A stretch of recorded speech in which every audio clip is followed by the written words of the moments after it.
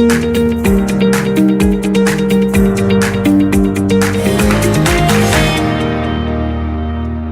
everybody. Welcome to the Energy Realities podcast. As markets are crashing all over the world, we're here to talk about energy. Hey, but oil's holding steady. We got to oil's hold it. holding steady in the low 70s. Yeah, I mean, after a 15% collapse over the past 2 weeks in oil prices, we'll see how steady it remains today. But here with me today, I'm David Blackmon, of course, your unprepared narrator today. And here with me are Dr. Tammy Nemeth, who is in the UK, correct? UK today, yeah. Hopefully staying out of the looming civil war that's developing over there, and Irina Slav in Bulgaria. How are you today? Great, thank you, David. No riots today in Bulgaria yet? No. Good. That's good. plus of being backwater. Okay. And up in Oklahoma, we have Mr. Stu Turley, the CEO of the Sandstone Group. How are you today, Stu? It's a beautiful day in the neighborhood. I don't have to worry about a riot up here except for the squirrels and bears. Yeah. Well, I'm kind of in the same boat here in Texas. We're not having riots yet, but if the Dow goes down another 3,000 or 4,000 points, all bets are off. But today we are here to talk about deindustrialization and the consequences it has on the societies, mainly in the Western world, who are experiencing it today. We've had stories. I mean, I just went out and got a few links to some stories here, some headlines that I read over the weekend. More German companies mull relocation due to high energy prices. That was at Reuters. It's all over. Tata Steel to end steel making in Britain by September. So there's the deindustrialization of Britain that's been ongoing for a while. At my own Substack, we had Hertz EV fire sale failure shows its net zero bloodbath is just getting started. That's the first time I've used the terms fire sale and bloodbath in a single headline on any story. And then finally, there's a story about Vineyard Wind. Federal regulators issue revised suspension order for Vineyard Wind as more debris falls from the damaged turbine. This, of course, is America's only active offshore wind boondoggle, with several more under development. And so here we go with our glorious energy transition progressing exactly as we should have expected it to progress, correct? Anybody disagree with that? I mean, I think we've all been expecting this day for quite a while now. I don't know. Tammy, what are you seeing in the way of deindustrialization in the UK or your second home in Canada? That's a good question. I think the interesting part about the Tata Steel article is that they're closing the blast furnace, but they're looking for government money to have an electric furnace. So the blast furnace would be powered by coal or natural gas or whatever. And they're saying, well, we'll keep some jobs and we'll keep it open if the government helps pay for the electric arc furnace. So that's part of their sustainability transition. I don't know when that'll be finished. It's one of these things like the Germans saying, well, we're mulling. They've been mulling for some time to move their operations overseas. And usually when they're saying they're mulling, that means they're talking to government to find some means of subsidy to stay open and keep jobs and that sort of thing. And one of the interesting aspects with the forced transition to alternative vehicles like EVs or whatever, for example, in Canada, there were all these battery manufacturers. There's Lion Electric, which has operations in both Illinois and in Quebec in Canada. And they build electric school buses. And there was an article this week that they've had to lay off another third of their employees. They got like tens of millions of dollars from both levels of government, provincial and federal in Canada. And apparently they're going to give the money back, but I don't see how. And because they were paid to keep the employees going. So they're tooling back. And so when you talk about deindustrialization, it's also this idea that they will have alternative means of employment and manufacturing, but in green jobs. but then these green jobs, they get all this money for them and then they disappear, Right. which is par for the course in every country, it seems, that tries to jump on this bandwagon. And in the UK, I mean, it's complicated to some extent. Now we've got GB Energy, which is one of the headlines I'm going to talk about later, but it's all about shifting all that investment and subsidy money to supposedly keep green jobs. But in a conversation I had this morning with someone, there's a huge solar array being built on farmland, and it'll be built by Germans in the UK. So, yay, green jobs, just not for British, I guess. I don't know. I suppose you should count yourself lucky that it's not being built by Chinese companies. Yeah, which was an interesting story from IER a couple days ago, the Institute for Energy Research, where they were talking about the number of Chinese solar manufacturers in America. Yeah. So It's The quite a deal. Inflation Reduction Act has ruined our country. Yep. It's well on the way to as it doing was so. intended. Irina, Oh, you had a snap. wonderful story about EV batteries this morning at your Substack. I have to Thank tell you. you, I finished reading Yeah, it that was about 30 awesome. minutes. Thanks. It's Yeah. just something everyone needs to go out to Substack and do a search on Irina Slav at Substack, and it's just a glorious story. Anyway, Irina, what are you seeing as the consequences of deindustrialization of the West?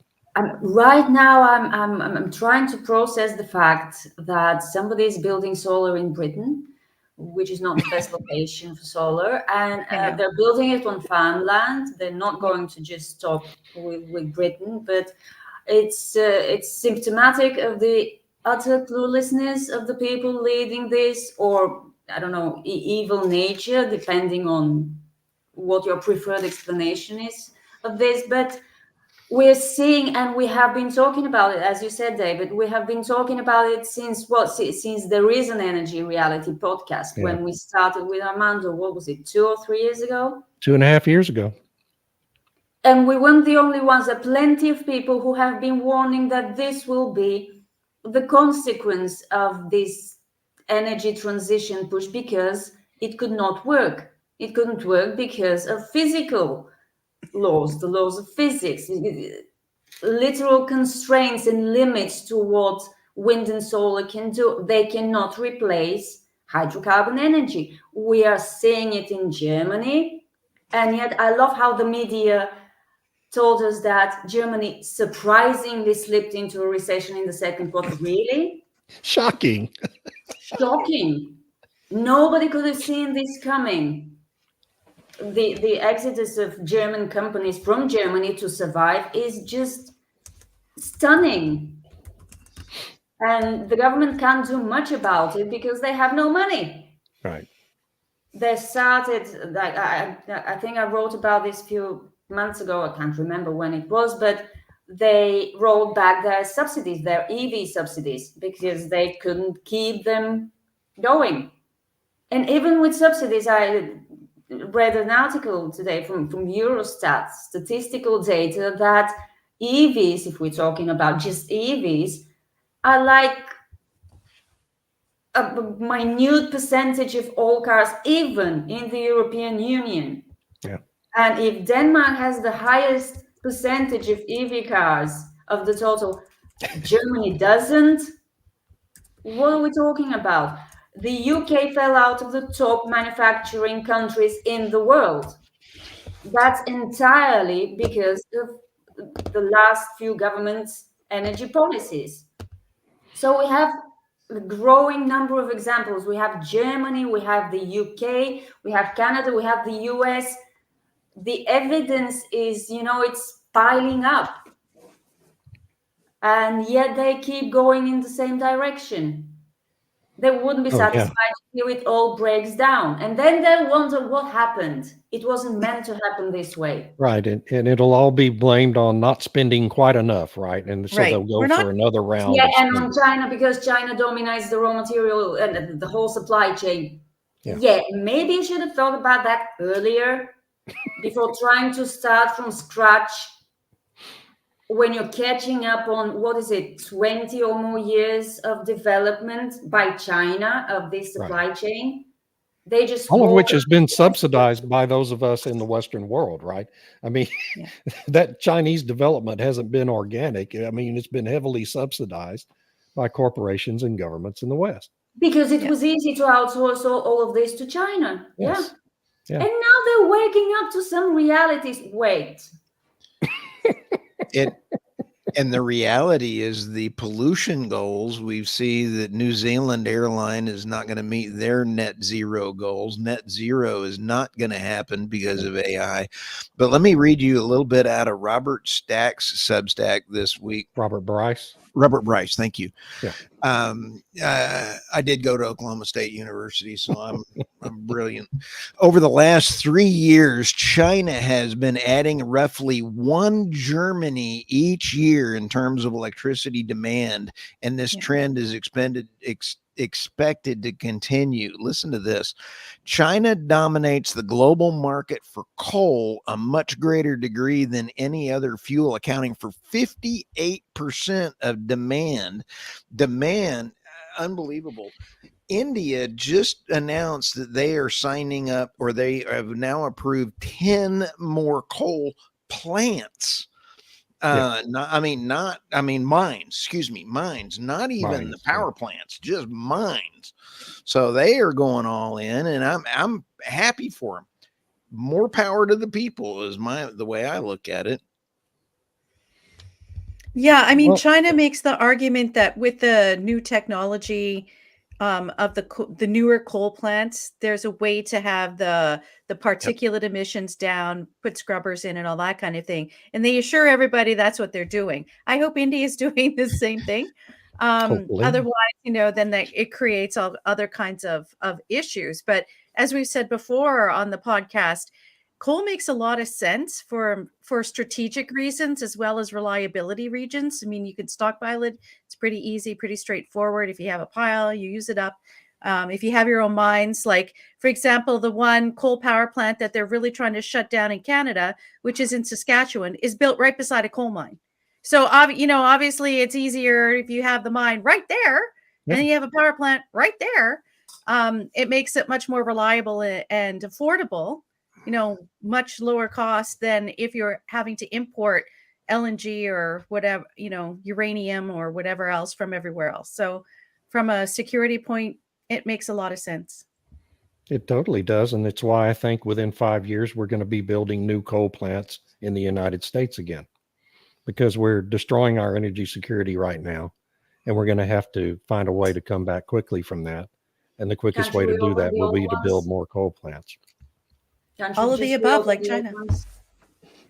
Well, we could reopen the old ones to the extent they have modern equipment on them, scrubber equipment, which, advances all the time, just as it does in the oil and gas industry. And it'll be an economic decision whether you reopen mothballed plants that you haven't already destroyed, which some of the plants we've mothballed in the United States are just being taken down completely, or you build a new one. And it may be cheaper in many instances to build new ones. Joseph McLennan has a great comment here. Yeah, I love it. My cattle and chickens are doing great. I'm glad to hear that, Joseph. Just don't sign a lease with a solar or wind company and you'll be fine. That's reality, right? Well, I'm sorry, Irina, I interrupted you there. No, I wasn't going to say anything. Oh, okay. Well, we have in the United States another story I wanted to talk about here. We talked about companies going back on their net zero goals, and of course, Hertz has done that. They've gone back on their promise to have 25% of their fleet all electric by the end of this year, and in fact, they've been trying to fire sale a big portion of their existing fleet at way below market prices for used electric vehicles, and they can't sell them, right? So they're having the same problem as legacy car makers are and Tesla dealers are in selling used electric vehicles on the open market. This is possibly a potentially fatal flaw, I think, for the electric vehicle industry.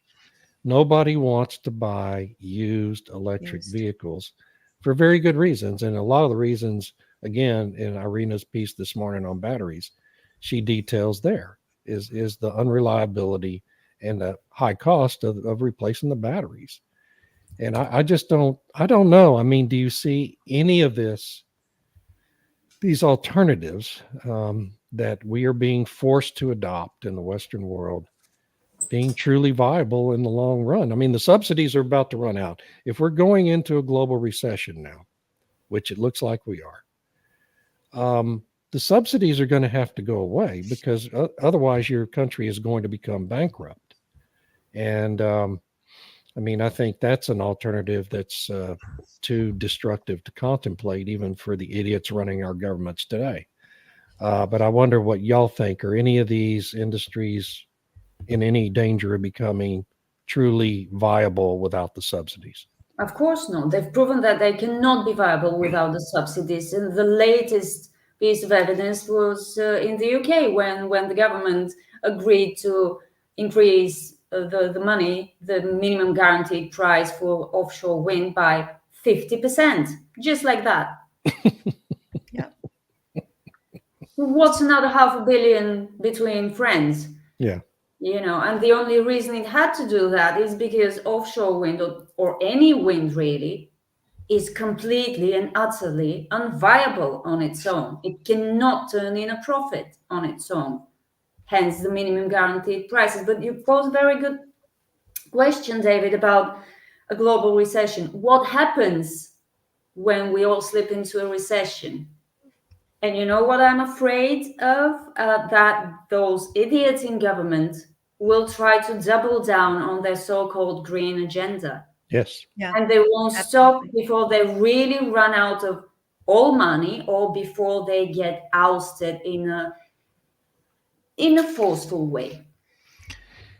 New York is a perfect example of that. The Manhattan Contrarian put out over the weekend an excellent article. The great green economy is failing as costs hammer consumers and businesses. But one of the great lines in here is New York expected to ramp up renewable energy production in the years, but is unlikely to meet any climate goals. Yeah. They're just killing their economy in New York and destroying the grid. Yeah. And to Irina's point, doubling down on failure and disaster is the model these left-wing politicians follow. They never admit they're wrong about anything. Their response is always to double down on failure, and until they're thrown out of office. So, we see Great Britain now having just elected a new government, already with riots all over the country in revolt to the new government's policies, and yet they don't really have to hold another election for 5 years, right? 5 years of this. Yeah. Oh my gosh. You might have Well, I to. mean, the people aren't revolting against all the policies. It's the immigration issue, right? And the thousands of people who arrive on the shores in dinghies, a lot of it, pushed forward by authorities in Europe, who are waiting for the new government to be elected before they sent the boats over. And they're being put up in hotels at cost to taxpayers and puts a lot of strain on housing, like we're seeing in every Western country. So, the solution then is to keep bringing people in and then force house building on agricultural land, on green space. So for a government that claims to be so environmental, it wants to take up the green space of existing communities and fill it with really, packed in condensed housing. So I don't know how that's guarantee the jobs of these people. Sorry for interrupting you. Well, exactly. I mean, what jobs? Because they end up being on benefits forever. They don't necessarily like the one guy, this Egyptian guy was found guilty of robbing someone of a $25,000 watch in London somewhere. I can't believe a watch is that much, but anyway, wasn't put in jail and not given community service or anything because he didn't speak English. Let him go. Oh, wow. Oh, that's nice. And this is one of Wow. the reasons why people are upset, because one of the first moves the new government did was release 6,000 prisoners from jail, saying, they don't need to be there anymore. We're just going to let them go. It's like, well, okay, how do we know that a lot of the unrest, the violence that is happening, isn't being generated by some of these people who were let out? We don't know. I mean, part of it is you can see their people are in masks and they're doing stuff and whatever. So I don't doubt that. Like, I think Stu has a clip here where it is part of the people who are protesting encounter the police and there's an issue. And yesterday they were trying to attack a hotel where these illegal migrants are staying. And, these people are clearly upset, but there's been other violence that it's unclear if it's those actual protesters who are doing the violence. Maybe it's some of these 6,000 people who were let out. I don't know. And we are about to see it in the United States. I'm going to go on record right now to say, buckle up. It is about to hit the United States. Now, make sure if you go out and protest that you know who you're protesting with and for. Let me show you this one clip. It's the UK. Here we are. Watch the guy on the right. Boom! In the chest, in the head. He gets it in the head, and then right in the oh my goodness. Now, if you're gonna riot, make sure you know ask your people that you're rioting with, do you know how to throw a rock? It's not funny. It's not funny at all. No, it's not. It didn't hurt a bit. I mean, holy smokes. No, and on a serious note, I think it's going to get ugly in the United States. I've got some contacts that I've been talking to, and if you're in a big city, get out. Well, we've been saying that for 4 years. And whether there will be unrest in the United States depends entirely on whether or not it will benefit the Democratic Party. If it does, then we'll have riots. If it doesn't, we won't. Antifa just announced this weekend that they are fired up, they're well armed, and they're coming. Yeah. So, well, I mean, Antifa is a subsidiary of the Democratic Party in the United States. So, anyway, sorry, that'll piss some people off, I guess. I don't care. Don't either. Now, if we worried about that, we wouldn't be having this podcast.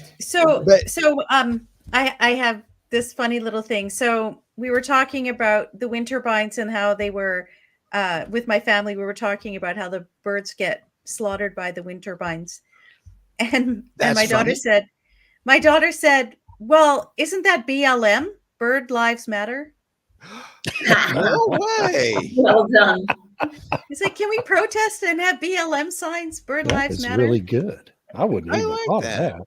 Yeah. We needed that. That's almost t-shirt worthy. Having an eagle all gimped up like this, as on a t-shirt. Yeah. Speaking of things that aren't funny. Yeah. Really, really sad, because the other day we took our daughter to an animal shelter, the only one in Bulgaria that takes in wild birds that have suffered some injury or other.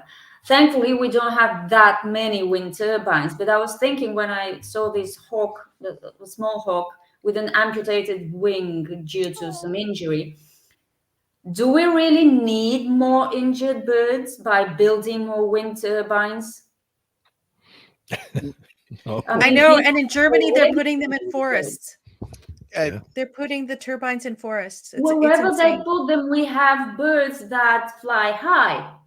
The Biden-Harris group is planning on putting in wind turbines in the Gulf of Mexico, right in the middle of the biggest migratory bird path in the world. 16 billion birds a year. 16 billion birds a year fly that route over the Gulf of Mexico, and they're going to put these big wind farms right in the middle of it. Then they'll say that the bird population is decreasing. It's climate change. It's climate change. It's climate change. Yeah. Well, I was wondering, didn't they do an environmental assessment? Sure, they do. Yeah, but I mean, And Sure. it was no trouble that it's on the migratory path. I mean, it's just the same as the governing agency and the Biden administration saying the wind turbines off the Northeast aren't killing whales. Yeah, I mean, I know. It must be regulators, I know. It's just so frustrating when we're talking about actual nature and how this transition is devastating it. it is. You got to kill nature to save nature. Basically, Boy, it's the same with people. We're all gonna die if we don't solve the climate change Nectar problem. discharged a nasty-looking But let's substance kill a into few billion Narragansett people Bay. to solve it. Initially described as oil, the Rhode Island. This is one I just want to. I'll turn the volume off, but we showed this last week, and it is a good enough video that when you take a look at it, the amount of oil and chemicals that are on these silly things. Let me freeze this right here. It is 34 million gallons of coolant just in this one wind farm that is out there ready to be thrown into the it's despicable how bad these things are. And that's a mixture of chemicals, because when crude oil leaks or spills, they have developed technologies to collect it in its entirety. But we don't have these technologies for these mixtures of chemicals and oil. Nope. I suppose.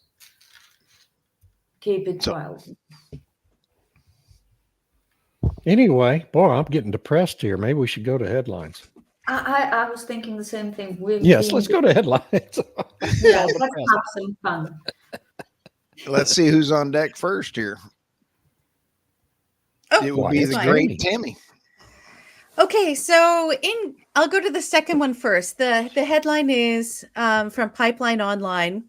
TC Energy signs a deal to sell minority stake in a natural gas pipeline to indigenous groups. And so this is one of the major natural gas pipelines in Canada, and a group of indigenous people, I think from Alberta, have now bought a minority stake in the pipeline. And there's some talk that the recently completed Trans Mountain Pipeline, which is owned by the government, and they're looking to divest their ownership. The Canadian federal government owns the pipeline, and they're looking to divest it or sell it off to different indigenous groups. And what's interesting is that there is a split within the indigenous communities in Canada, because the majority of the First Nations want energy infrastructure. They want development on their lands and to be able to generate revenue. And then there's a small minority who are against it. And it's this conflict that has created a lot of issues in Canada with respect to construction of pipelines, construction of LNG terminals, and increased expansion and development. So it'll be interesting to see what happens with this sale and potentially with the oil pipeline sale. And what's interesting, because I think one of the reasons why we had this deindustrialization theme today was because Chevron is moving out of California to Texas, just like SpaceX and Tesla and everything else is moving to Texas away from California.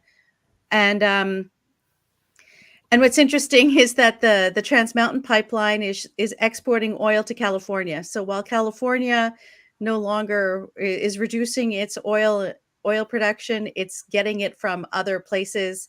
Interestingly, they're getting a lot from Argentina, which has increased significantly over the past 6 months. Yeah. And Tammy, they're still getting they are still getting 70% of the oil generated by Chinese companies out of the rainforest.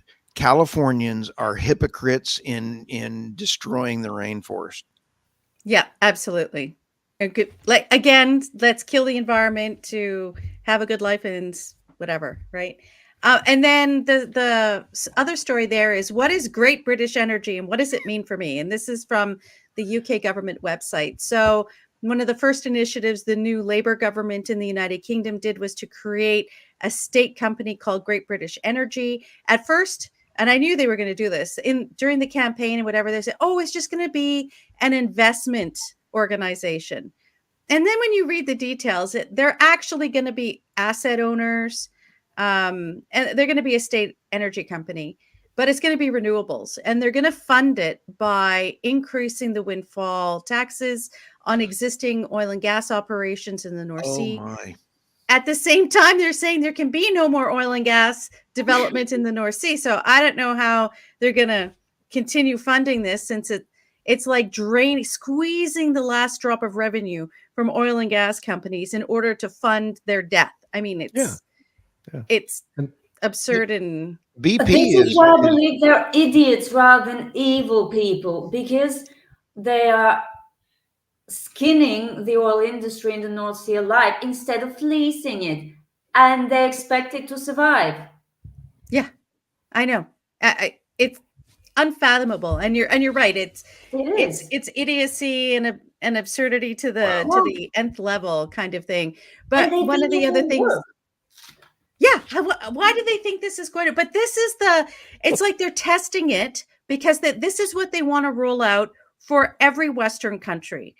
I don't see how they can do it in the United States, but they're definitely going to try it in Canada. They're doing it through different means, similar but different means. Wow. So I don't know. It'll be interesting to see how this template works. If it will work, I don't think it will. But yeah, so that's... Yeah, it will work the same way it worked in Sri Lanka. And if they think it's going to be different just because Europe is, I'm sorry, more civilized, as the former chief of EU diplomacy said, not my words, the garden and the jungle around the garden, that was Europe. It's going to work out the same way. Yeah. It might take longer, but it will end the same way, because people are people. Yes, thank you for mentioning Sri Lanka, because people kind of put that in the memory hole. Right. No one wants to talk about their little experiment. So it's like, if you want to see what happens in an energy transition, if you do it quickly, and it doesn't matter even if it's not quickly, the outcome is the same, look at Sri Lanka. Yeah. Or you can look at Germany. We don't have riots yet in Germany, but if the government keeps going in the same direction, the scenario will repeat. I don't know. The German people seem to have become an amazingly complacent, sheepish bunch of people. A lot of them are, unfortunately. Yeah. I mean, it's astonishing to me what they have put up with without major social unrest. And they did protest last year. When was it? When the higher energy costs began to bite in. So that's reason to hope. Yeah. And the farmers. Farmers are the hope of that nation. Yeah. Okay, my turn. The activists pushing companies to ditch their diversity policy. So apparently there's this guy who's a music video producer. It's having nothing to do with diversity, inclusion, whatever. But he has taken to X to call on companies to stop being stupid and start hiring people on their merits and not their skin color or ethnic group or whatever. What a concept. And apparently these calls are gaining traction, and companies are pulling back their DEI programs and their sustainability programs, because people are getting unhappy with them. And I think this is absolutely great. And I forgot his name. Robbie Starbuck. Yeah. He's doing a great job. I think he's just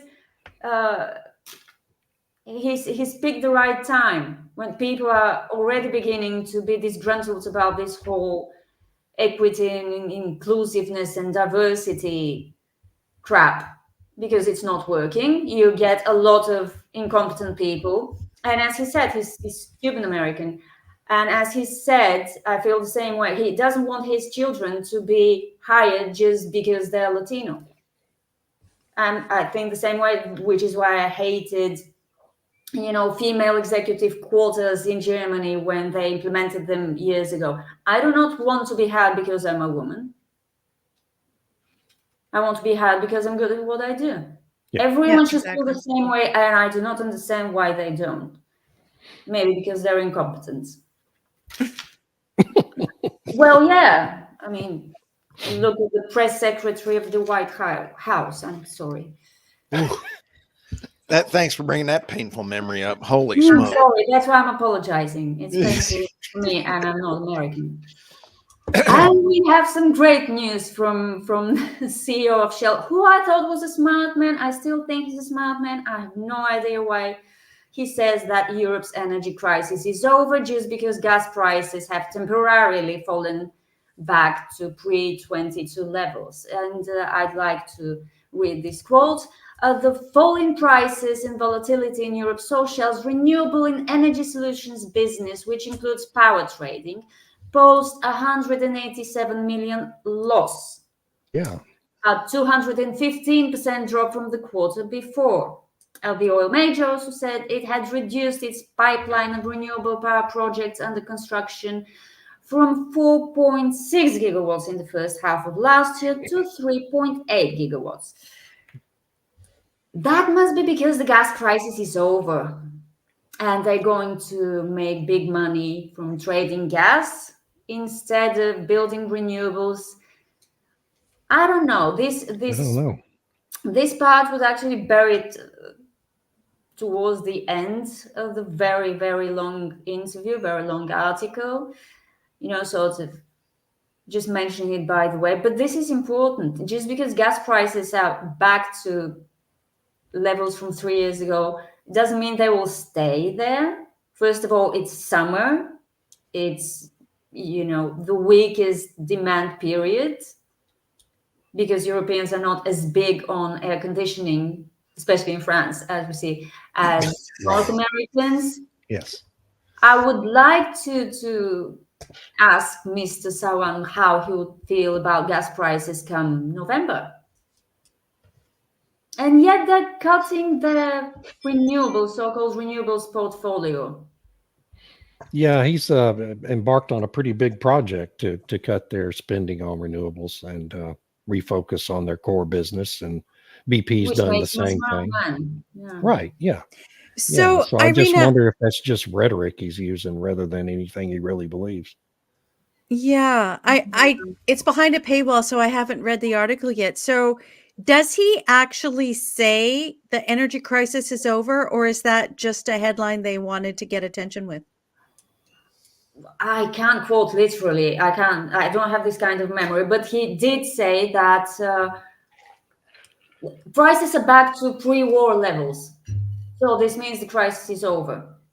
And there was no mention about price volatility. Yeah. The message And plus a loss. seems to be that, prices are back down to where they were 3 years ago. It's all good. Doesn't still seem like to be logical, does it? I don't understand it because they're taking this huge loss on their renewables, and it almost sounds like he's saying we're taking this loss because the crisis is over. I don't know. That's weird. Yeah. And it is really weird. Let me just see. We are moving back to normalized price and margin level that is pre-22. Normalizing prices. That's what he's talking about. Right. Okay. Until there's completely unrelated, they're shrinking their wind and solar portfolio. Yeah. Because the crisis is over. They don't need it, I guess. Right? That doesn't sound good. That doesn't sound very, very green. If the build out of wind and solar is dependent on a gas price crisis. Yeah. And I thought they're getting off gas anyway. So wouldn't they still need this wind? And so does the article give any explanation on why they're reducing those projects? Because they're loss making. It's very simple. And their shareholders, I'm sure, are pressuring them to do what they're actually doing. Yeah. And they had to wait until they got their headquarters moved out of The Hague to London before they could, make that shift in strategic vision because, the Dutch weren't going to allow it. Shell in the next EU. to move the headquarters. Well, maybe so. Well, it's They've about been making time. noise about it. Yeah. Well, they already did, right? So they moved from The Hague Right. to London, and now they're talking maybe they'd move to America somewhere. Yeah. They But would be is that again just another way to try and get more European laxity in applying the rules or something? I don't know. I don't know. BP's also rumbling on that. It's who knows, they're all rumors, but if hey, there's lots of room in Texas. More of the merrier. A lot of empty office space in downtown Houston too. Yes. They could get a good deal. Yep. Are you Perfect done timing. there, Irina? That was good. That was awesome. That was all. That was a good catch. All right, here we go. Chevron taking its headquarters to Texas. Yes, indeed, they are. I love that came quote Friday. you found. Yeah, that's Davy Crockett was a hero of the Texas Revolution who had been a U.S. senator in Tennessee. And when he was leaving Tennessee in early 1836, he told his political tormentors that you may all go to hell and I will go to Texas. And about 3 months later, he was dead, killed by Santa Anna's army at the Alamo. But it's a great quote. I don't think Chevron will suffer the same fate from moving to Texas from California. No. But they are moving their headquarters there. They've actually been kind of gradually doing that over the past 10 years or so. They only have 2,000 employees remaining in California and already had 7,000 at their headquarters in Houston. So this is just the last tranche of people moving, including the CEO and the rest of the executive team. And it's just it's a continuation, the consolidation of the oil industry down to Houston. Companies like to be in Houston because that's where all the deals are made. Exxon moved its headquarters from the Dallas-Fort Worth area to Houston last year, and it's kind of a fad. Everybody's doing it, and I wouldn't be surprised, as we talked about a few minutes ago, if Shell and or BP ended up doing the same thing, because as bad as things have gotten in the United States, it's still a friendlier regulatory environment, at least for now, than the UK is, and a friendlier tax environment, at least for now. And, of course, and that's one of the reasons why you moved to Texas from California, because we don't have a state income tax. And, these executives will save millions of dollars in taxes every year. So that's another kind of incentive we have in Texas for moving people here. And then there's the resource base, which Chevron is a huge producer in the Permian Basin.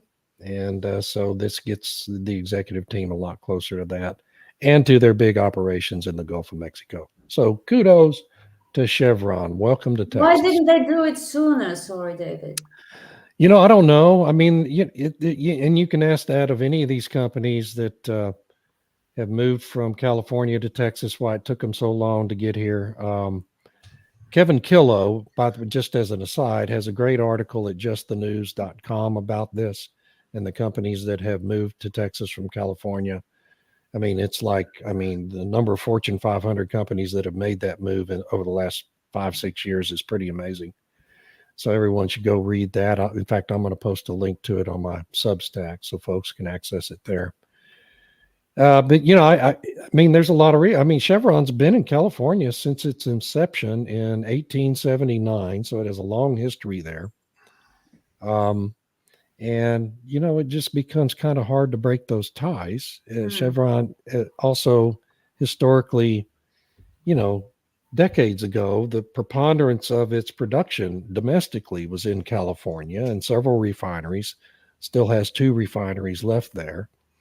Yeah. And so that state had been a big focus of the company's business until, the last 20 years or so, when California has really become a really heavy-handed Soviet-style regulatory system that they've implemented over there. And so I guess, they just finally decided they'd had enough, and kind of like Elon Musk did with Tesla first, and now he's going to move SpaceX and Twitter headquarters down to Austin. And so, it's just kind of the sign of the times, I think.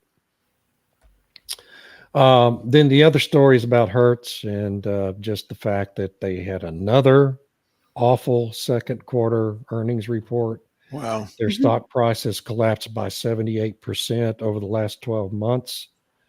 Most of their losses over the last year have been attributable to their virtue signaling effort to make 25% of the company's fleet electric vehicles that nobody wants to rent. And so now they're trying to sell off a big portion of them at well below market prices, and nobody wants to buy used electric vehicles. So they're not even able to do that. So the company's fallen on very hard times. And as Stu mentioned the IRA a few minutes ago, this is why, because this is another company just like Ford Motor Company and General Motors that bought in whole hog to the Biden fantasy that the government was going to be able to subsidize a major EV industry in the United States into being, and you don't have to be economically viable to build them and sell them here, without the subsidies. And that's all going to collapse.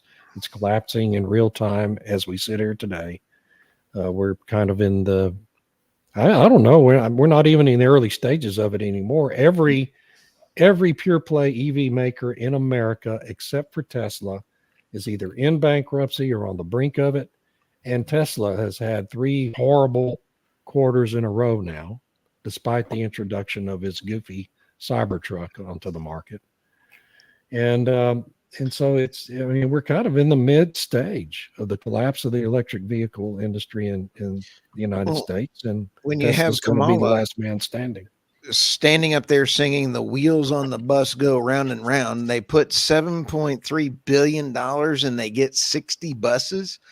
I mean, well, and $9 billion to build 8 charging stations. Yeah, I mean, man, and 3 of them don't work.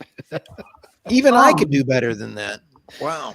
Well, in which jurisdiction was it that pulled all their electric school buses because they found Austin that they were always breaking down? Oh no, it was wasn't on Austin. the East That Coast. was Was it in Was it Michigan? Pennsylvania? Austin was a city that just canned theirs. Harrisburg, Pennsylvania, maybe. Yeah. I can't. So they remember. got a whole bunch of subsidy money to buy these school buses. I'm not sure what the make was, because a lot of those makers gone out of business now. Yeah. And Proterra. They found that, maybe, that they would just they were constantly breaking down. The charge didn't last long enough. It put the kids at risk. Oh, big surprise. Surprise. All the things that people told them, warned them would happen, happened. And then they said, oh, this doesn't work, but we couldn't have possibly known this wasn't going to work. Yeah, that was so infuriating. Yeah. How we had no idea. Everybody's telling them this is going to happen. We had no idea. We don't listen to you. I love Robert. Yeah, because we're denialists. Nobody believes us. Nobody listens to us. Robert, the only worthwhile electric cars are subways and elevators, neither of which has any batteries. Or the old trolley cars, that we used to have. And I mean, Houston, up until 1954, had the second biggest network of trolley cars in the United States, and dumped them all for diesel buses in the mid 50s. Let's go here. David, I stole your Mount Etna on your Substack, which is blackmon.substack.com. It's absolutely wonderful. And I want to ask the panel a question. As we bring this up, this is Mount Etna. I'll turn the sound down because there's really no commentary or anything. But as we have an energy transition, David, do you want to tell us about that article? Well, I mean, it just Mount Etna erupted for the first time since 2020 on Saturday. And I happened to go out and find a study that was issued in the wake of its last eruption that finds that Mount Etna has, for a volcano, in the context of volcanic eruptions, produces an unusually high CO2 content because of where the lava, the formations underground, deep underground, where the lava is boiling. And the 2020 eruption accounted for 10%, fully 10% of the global CO2 emissions from volcanoes on the face of the planet in Wow. 2020 because of that high CO2 content. So, I mean, the point was that all the climate alarmists are going to be telling us that we're all going to die because of all this carbon dioxide. And, you know, it's just another day, folks. I mean, don't worry about it. Hasn't anybody yet suggested that we plug volcanoes? Yeah, well, I mean, that's I'm the sure thing. that Yeah, is an idea. At this point. right. Yeah, maybe we should penalize, implement a tariff on Italy for failing to plug their volcanoes. I got an idea. Let's put all politicians in the world in volcanoes. That's a great idea. I think we Or have the can. next meeting of the World Economic Forum inside the crater of Mount Etna. I think Great that's idea. great. And That pray sounds for very an eruption. pagan, like you're giving an offering or something. Yeah, Well, I'd gladly offer the WEF. You're right. Wasn't that Yes, Madagascar? I would sacrifice Madagascar. every politician. Hey, Irina, this is hats off to you, and I love your slogan. Sanctions don't work as intended. I absolutely love that line. And when you Yeah. take a look at the satellite images show LNG at sanctioned Russian plant. This is the Novatek LNG facility. And my calculations on the number of new builds that are being built of LNG tankers. We have the dark fleet, which is an estimated 500 to 700 oil tankers that are being used by Venezuela, Russia, and Iran and all around the world in order to ship oil and gas. And I've been saying for a while that the LNG dark fleet has been rising. And the LNG fleet we are now still seeing Europe buying a lot of Russian LNG oil. And so when you sit back and take a look at this, the European sanctions set to kick in next year, intended to limit port access and transshipment for Russian LNG cargoes.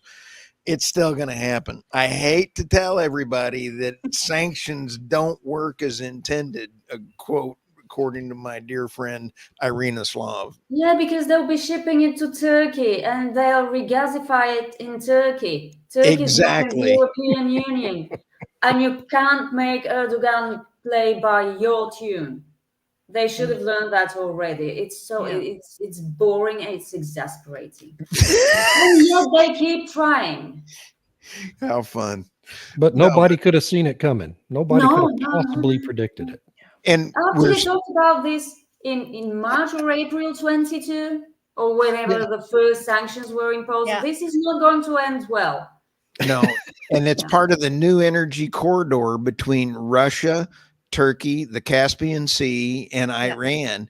They have the new energy corridor, and it's outside of the Western or U.S. sanctions, and they're pipelining it, or they're making sure that they can't. And this is also part of the new pipelines that are going into North Korea, South Korea, and Japan from Russia. It's not being covered, and I guarantee you're going to see lots of natural gas, and the U.S. is losing Japan as an ally because energy matters. It does that. Absolutely. That's an amazing conclusion. Nobody could have anticipated. I believe a great lady said, energy will always find a way. Energy and love will always find a way. Yes. I wonder who said that. I have no idea. Well, we're ending on a happier note than we started. Good. Which is nice. I put a link in there because this is kind of funny. And it's a Forbes article from 2017 where it says, here's why we can't just plug up erupting volcanoes. Imagine somebody actually having to write that to explain why we can't just do that. Man, I got to go read that. That's a real primer. Yeah, I'm going to read that too. All right. So what are we going to see this next week, guys? In the UK, I'm really worried that the UK is going to erupt into social disruption. And I believe that it is with Antifa announcing that they're well armed and as David said, this is all David's fault. It is. That once the Democrats believe it's going to be beneficial for them, we have the Democratic convention coming up on the 17th.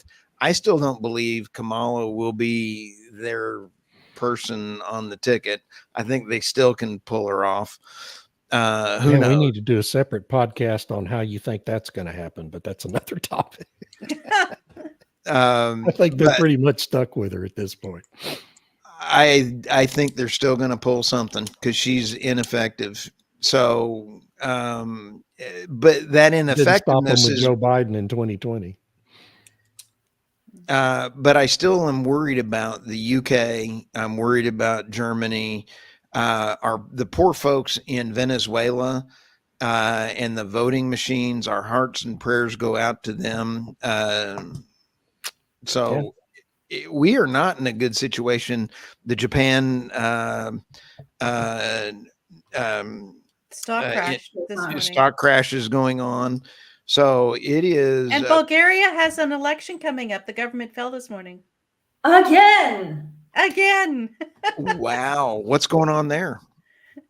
Nobody wants to form a coalition with anybody else, which is good because the last coalition we had, I told you about it, we had two parties that campaigned aggressively against each other only to form a coalition. And now even they have realized it would be too arrogant to do it again. So nobody's playing with anybody else. So we need a clear majority for some party. Yeah. Wow. But guess how people are feeling after, 5 votes over 2 years or something? Yay, let's go vote again. Yeah, why not? It's democracy. Yeah, so probably our next government will be, elected by 1/10 of the voting age population or something. That will be great. Yeah. I'm sure. It's whoever gets their base out, right? About how the percentage that elected Labor? You had a 20%. I'm hoping that the nationalists, so-called nationalists, the patriotic parties will get more traction. Yeah. We'll see. Wow. Oh, Joanna had a comment here last second. Stu, that is why they want her. She is ineffective but usable. Yeah. Wow. Remember, they're just electing they're nominating another sock puppet, not a functional president. Just somebody that's willing to read the teleprompter for 4 years. Wow. Great. I love Joanna. She can read. She can't speak extemporaneously, but Joanna can read. I'm talking about the politician, not Joanna. I'm just being a jerk. Hey, anyway, let's have a great week, guys. Before I get us in too much more trouble, we probably should close out with the Dow Jones Industrials only down 1,073 points. This is David Blackmon, Irina Slav, Tammy Nemeth, and Stu Turley saying thank you for joining us. Appreciate all the great comments. And we will talk to you again next week. Have a great week, everybody. Have a great week, everyone. Bye.